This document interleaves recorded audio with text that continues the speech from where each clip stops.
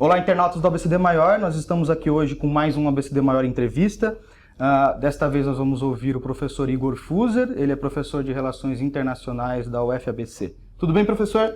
Tudo bem. Muito bem. Hoje o tema é a situação política no Brasil. Nós temos um pedido de impeachment que está sendo avaliado por Eduardo Cunha na Câmara dos Deputados. Esse pedido de impeachment contra a presidente da República, Dilma Rousseff. Eduardo Cunha, que ela é investigado também, é réu, inclusive, por manter contas no exterior. Esse impeachment apoiado pelo vice-presidente Michel Temer e por setores do PSDB, da sociedade, do empresariado e do mercado financeiro. Muito bem, professor. A primeira pergunta que a gente faz é a pergunta que muitas pessoas na sociedade já andam se fazendo. Impeachment é golpe?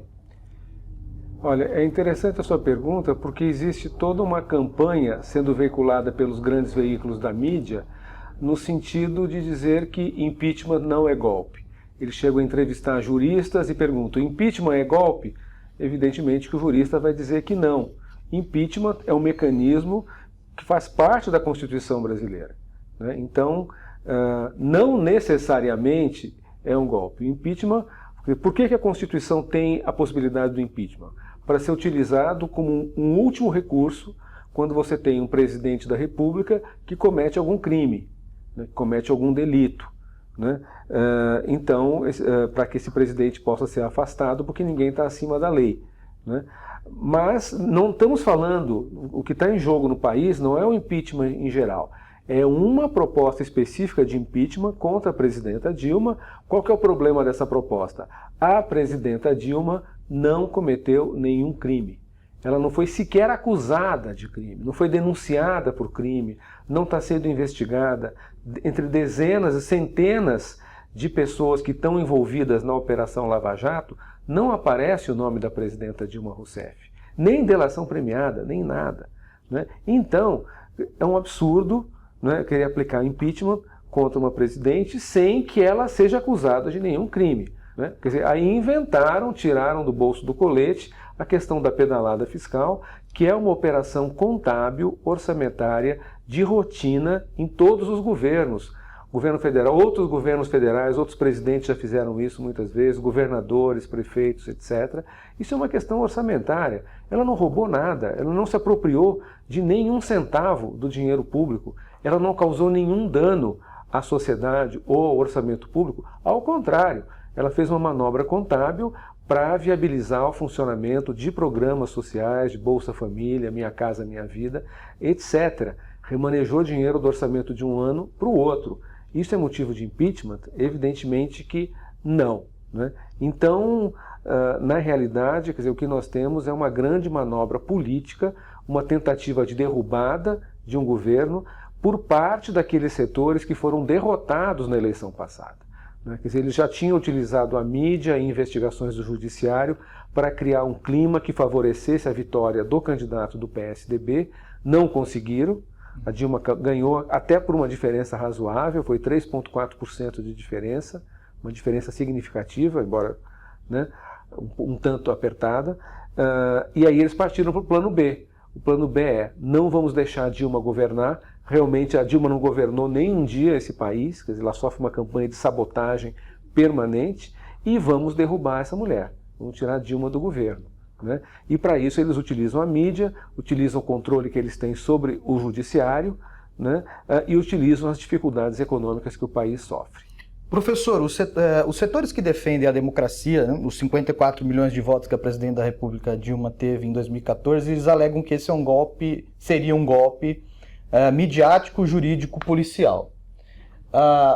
Enfim, o trabalho jurídico, policial, a gente tem acompanhado a Lava Jato, mas e o papel da imprensa nessa história? Como é que o senhor está acompanhando o papel da imprensa? Você não pode dizer da imprensa como um todo, mas de um setor da imprensa. Vamos falar da mídia dominante, as grandes redes de televisão, principalmente a Rede Globo, né, a grande imprensa escrita, né, revistas como a Veja, jornais como o Estado de São Paulo, como Folha de São Paulo, que em si mesmos não são muito importantes, mas eles se tornam importantes na medida em que o seu noticiário é reproduzido por centenas de emissoras de rádio, por outros jornais, etc. Então, quer dizer, um grupo que na verdade são 5 ou 6 famílias que controlam mais de 95% da informação que é veiculada neste país. né? Esse grupo nunca foi neutro, eles sempre tiveram um papel de ator político na sociedade brasileira, por exemplo, incentivando o golpe militar em 64, apoiando a ditadura, né? Nem todos os jornais apoiaram a ditadura o tempo todo, mas a Rede Globo, sobretudo, né? Ela teve uma aliança muito forte com a ditadura e o tempo todo defendendo sempre as causas mais conservadoras, estão sempre a serviço das classes dominantes, a serviço dos bancos, a serviço do capital estrangeiro, dos grandes proprietários de terra, assim por diante, contra os sindicatos, contra os movimentos populares, né? Enfim, né? A favor das políticas elitistas de concentração de renda, né? Racistas muitas vezes, e assim por diante, né?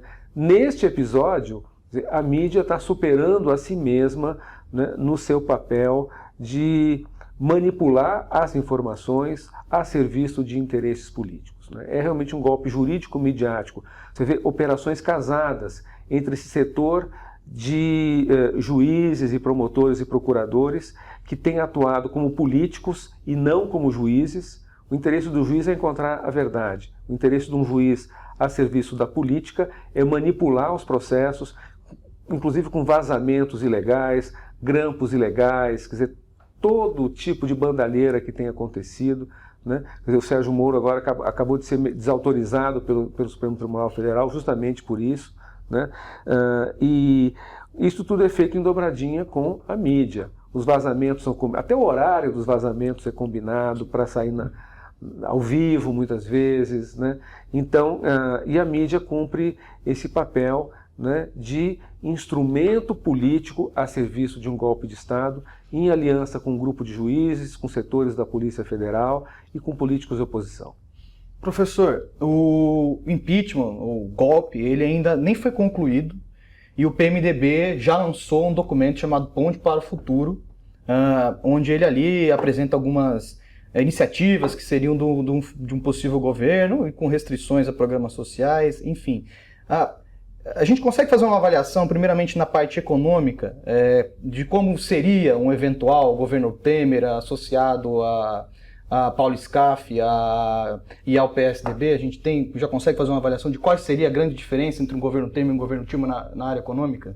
Olha, antes de mais nada, é preciso a gente ter claro que é muito bom que tenha vindo à luz esse documento, porque aí a gente fica sabendo quais são as verdadeiras intenções dos golpistas, né? É bom que demore esse processo, porque aí as coisas vão ficando mais claras. Aquela cortina de fumaça, né, das denúncias bombásticas de corrupção, esse show midiático, isso vai se dissipando e os interesses verdadeiros que estão em jogo começam a aparecer, né? Esses setores, eles querem tirar a Dilma, não é porque eles não gostam da Dilma, ou não é porque a Dilma não seja uma pessoa flexível, ao contrário, a Dilma fez muitas das coisas que eles queriam, né? O problema não é pessoal, não é quem vai ser o presidente da República ou a presidenta da República, né? A questão é quais são os interesses econômicos que vão predominar, né? Os grandes grupos econômicos, grandes bancos, né, empresas associadas ao capital estrangeiro, os grandes proprietários de terras nesse país, o agronegócio,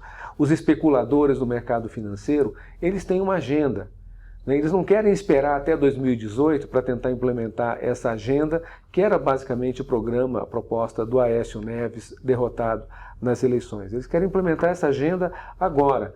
Para eles é muito importante interromper o processo que está em curso no país, mudar o rumo das reformas progressistas que vêm sendo implementadas. Reformas muito limitadas, mas que já foram suficientes para melhorar a vida de milhões de brasileiros, diminuir a desigualdade social, né, aumentar o acesso à educação, o acesso à saúde, o acesso à moradia e assim por diante, né?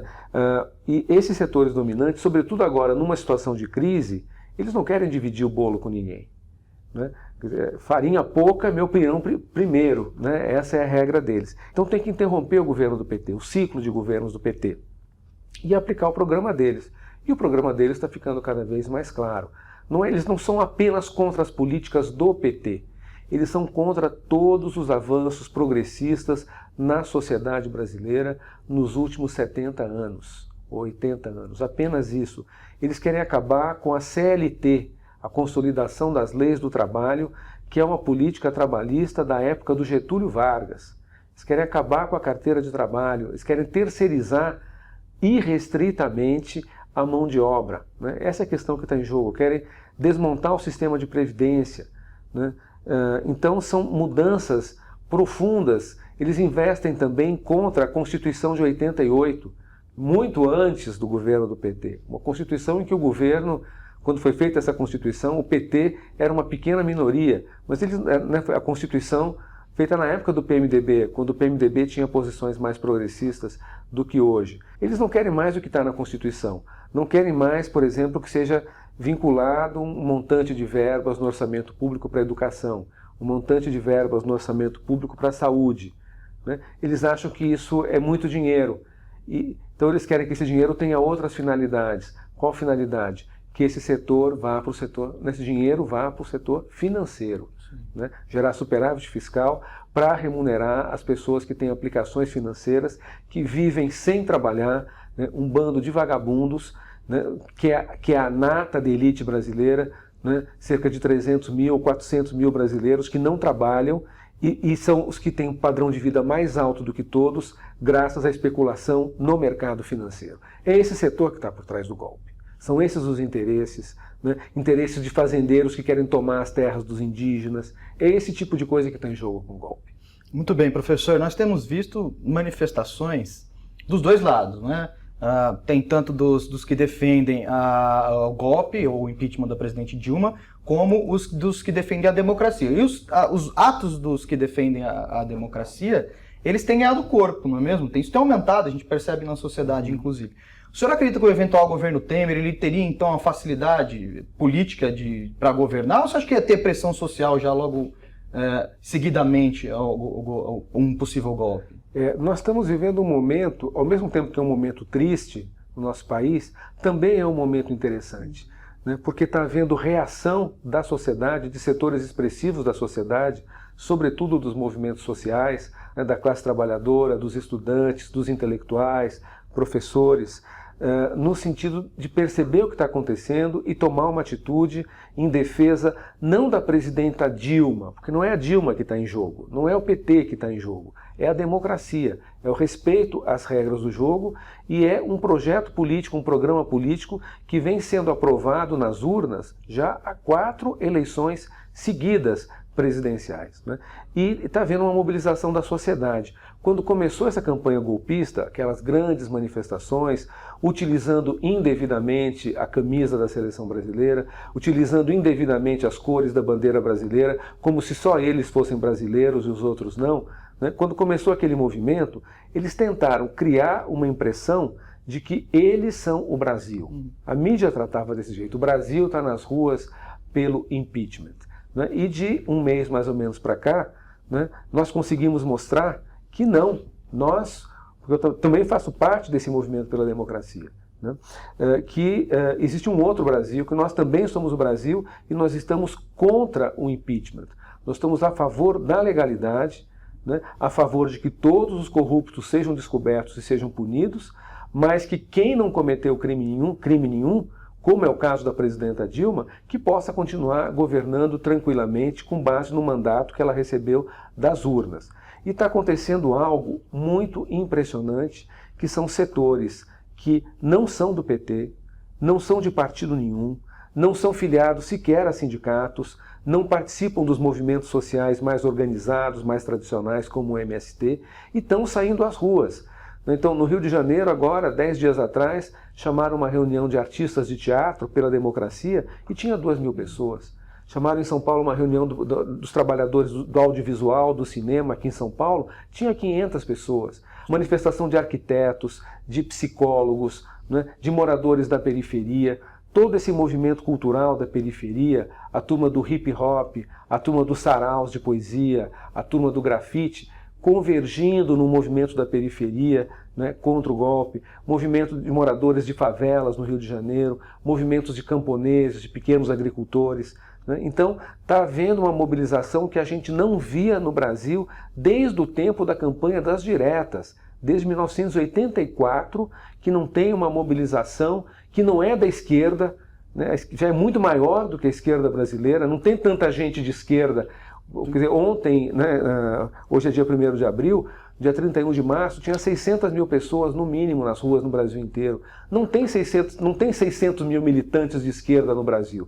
Isso aí é povo, é gente comum se mobilizando. Então, e esse pessoal não vai para casa, não vai parar de pensar em política se houver o impeachment. Ao contrário, essas pessoas vão continuar mobilizadas contra um governo ilegítimo que pode vir a se instalar se o golpe der certo. Então, eles que se cuidem, porque agora o gênio saiu da garrafa, né, e agora eles vão ter que se encarar com o povo.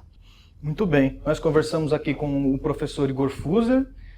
Professor, muito obrigado pela entrevista. Eu que agradeço. Ficamos por aqui com mais um ABC de Mauer Entrevista. Até mais.